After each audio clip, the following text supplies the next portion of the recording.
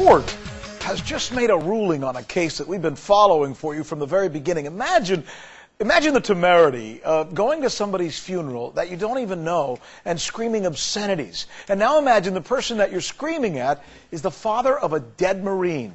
He was mourning his son who just returned from Iraq, minding his own business. I'm going to tell you how a court has ruled in this case, but first, you need to watch one of these so-called protests for yourself. Let's take a look at this thing.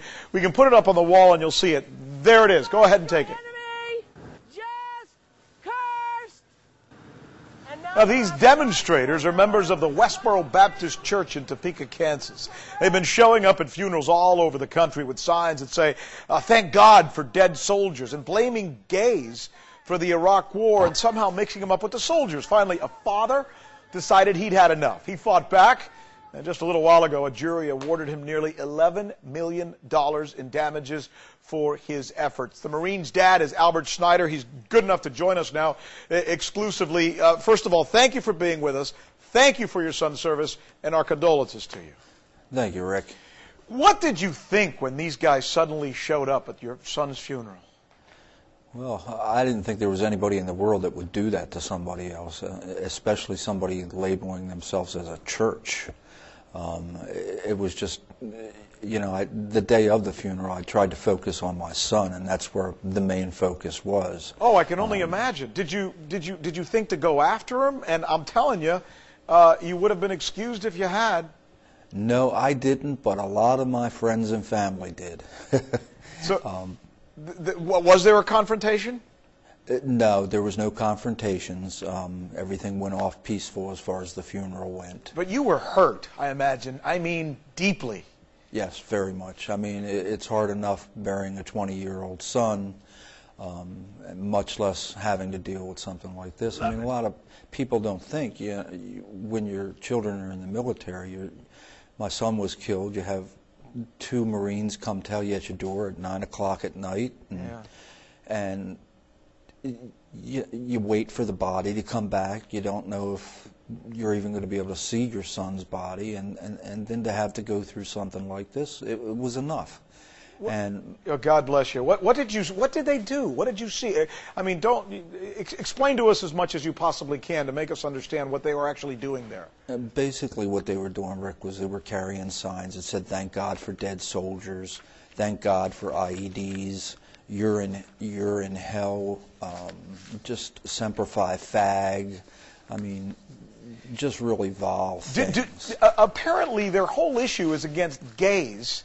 And it's kind of hard to make the connection between that and your son.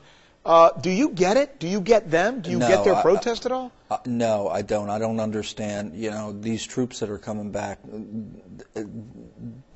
I just don't get the connection between it at all. Apparently they're saying that our country has fallen by the wayside and that everything bad that happens to our country is something that somehow we deserve. I believe that's what they're trying to say. Yeah, and it's kind of nutty.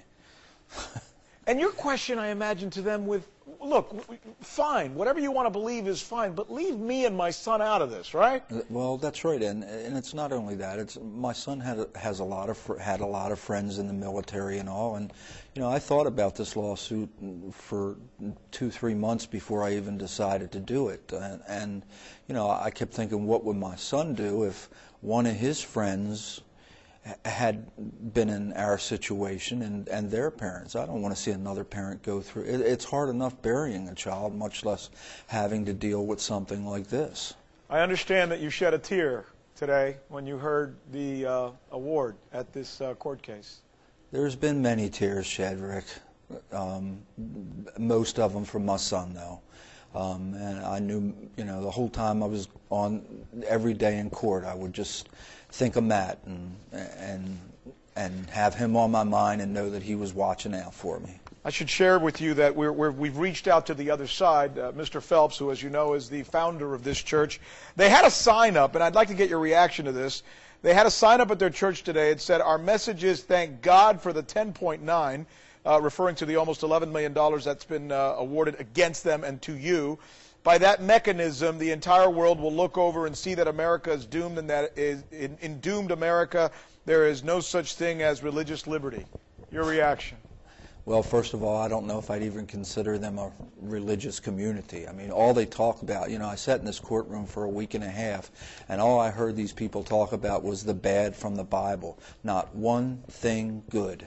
I mean, my God is a loving God, and I never heard one thing out of these people's mouth about a loving God. It was all fire and brimstone, which I don't have a problem with, Rick. If you want to preach that at your church, go ahead and preach it at your church. But leave me alone. That's right. And I mean, as far as their picketing goes, they want to do it in front of a courthouse. They want to do it in a public park.